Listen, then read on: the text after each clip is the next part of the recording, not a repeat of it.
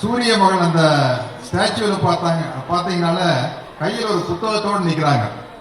ஏன்னா தந்தை பெரியார் சொன்னாரு, பெண் விடுதலை வேண்டும் என்றால் பெண்கள் கிட்ட இருக்கிற கரண்டியை பிடிச்சிட்டு புடுங்கிட்டு கையில புத்தகத்தை கொடுங்கன்னு சொன்னார். அது இங்க அழகா இருக்குது. இது நிச்சயமா தமிழ்நாடு முதலமைச்சர் மாண்புமிகு மு.க. ஸ்டாலின் அவர்கள், மு.க. ஸ்டாலின்னா முத்துவேல் கருணாநிதி ஸ்டாலின் அப்படின்னு சொல்ல முதுகெலும்பு உள்ள களப்போராளி ஸ்டாலின் சொல்றார். ஏன்னா அவருடைய முதுகெலும்பு வெறும் எலும்புகளால் ஆனது அல்ல. ஏன்னா எமர்ஜென்சி காலத்துல மிசால உள்ள ஜெயில வச்சு பூட்ஸ் கால மிதிச்சு லத்தி சார்ஜ் பண்ணி அந்த எலும்பு வீக்காத்தான் இருக்கும். ஆனா அவருடைய முதுகெலும்பு எலும்புகளால் ஆனதல்ல. தந்தை பெரியாரின் பகுத்தறிவு கொள்கையாலும் பேரறிஞர் அண்ணாவின் எதையும் தாங்கும் இதயத்தாலும் முத்தமிழ் அறிஞர் கலைஞரின் நெஞ்சுக்கு நீதியாலும் உருவான முதுகெலும்பு அது வயசாக வலுப்பெற்றுக் கொண்டேதான் இருக்கும். அப்படிப்பட்ட ஒரு அற்புதமான முதலமைச்சர் அவர்கள் நமக்கு கிடைச்சிருக்காங்க. இந்த உலக மகளிர் தினம் அப்படிங்கறத பத்தி நம்ம கொஞ்சம் தெரிஞ்சுக்கணும்.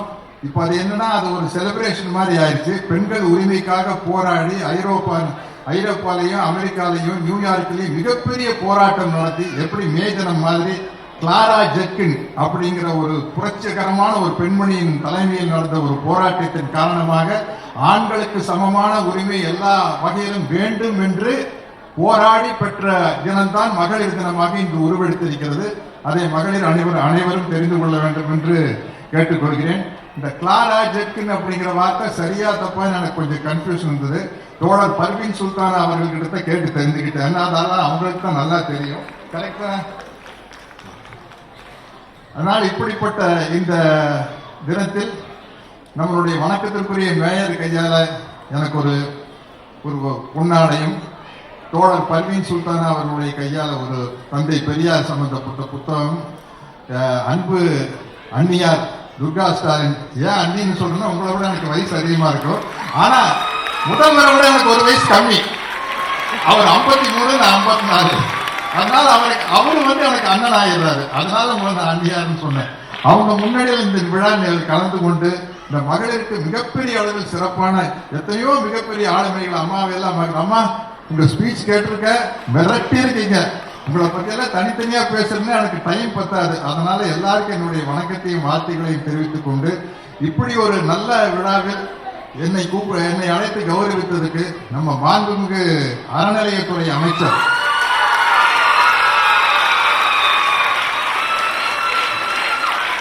அவரு அறநிலையத்துறை அமைச்சர் மட்டுமல்ல, அறநிலையத்துறைக்கு அரணாக இருப்பவர். அதனால்தான் ஆன்மீகங்கிற பேர்ல ஆட்டையை போடலாம்னு நினைக்கிறவங்க இந்த அரணை பார்த்து மிரண்டு ஓடுறாங்க.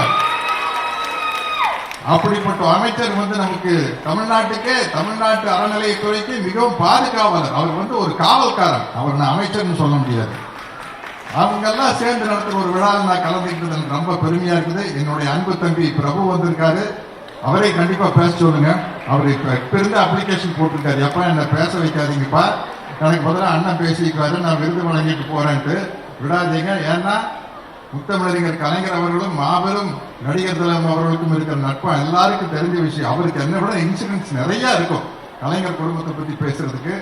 இப்படி ஒரு நல்ல வாய்ப்பை நல்கிய அனைவருக்கும் நன்றியோடு வணக்கத்தை கூறி விடைபெறுகிறேன்.